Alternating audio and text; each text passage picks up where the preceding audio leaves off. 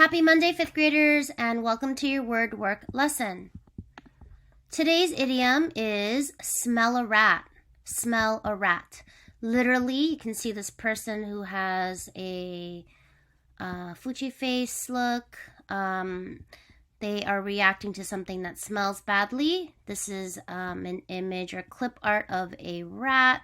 So what does it mean if you smell a rat, figuratively? So we know that rats are typically creatures that are considered disgusting and gross, and seeing a rat or having a rat close to you or in your home or in a restaurant is not good.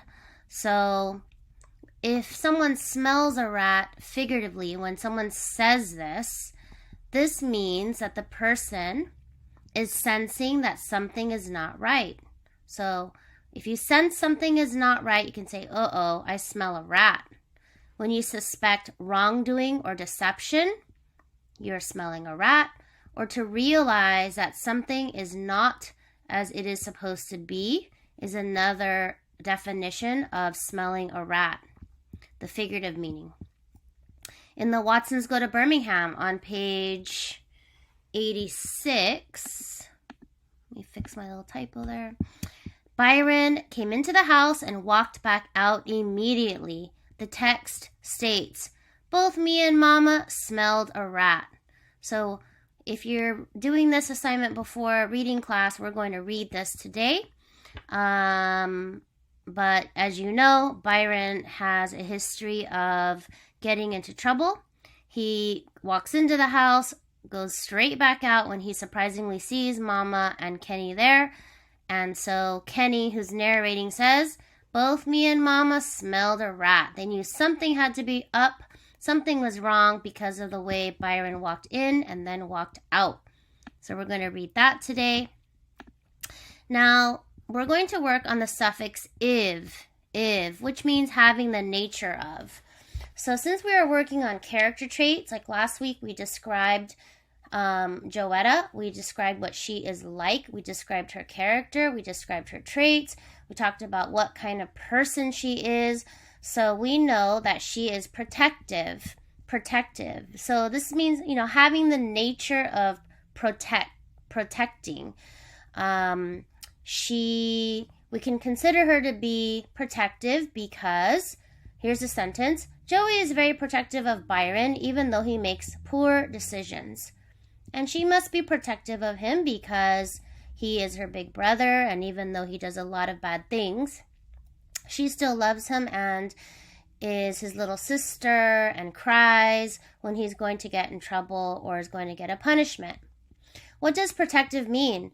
It is used when something is used or intended for protection, then we know it's protective, like how people have PPE is a term being used a lot during this pandemic because it's personal protective equipment, PPE, personal protective equipment. So it is the items that we are used to protect us, like the masks, or the N95 mask is the one that healthcare workers use because it is really protective against aerosols and bacteria going in.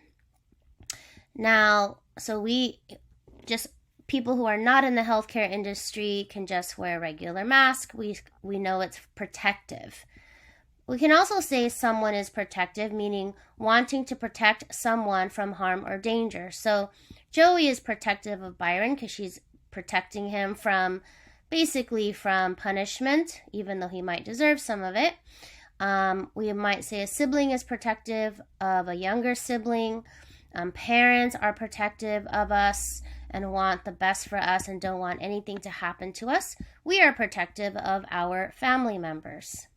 So the nature of protecting.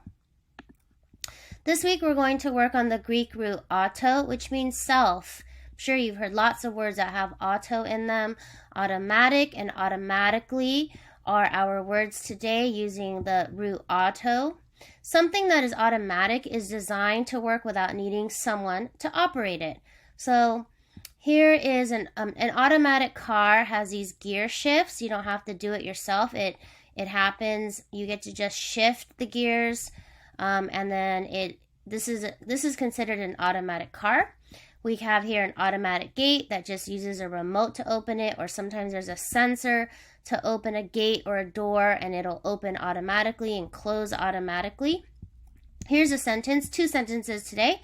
Mr. Watson buys something that works automatically for the brown bomber, their car. So I'm not going to tell what, because that's coming up in tomorrow's chapter. But we're gonna see how this Greek root comes into play for the chapters that we're reading this week. We're going to read the word automatic.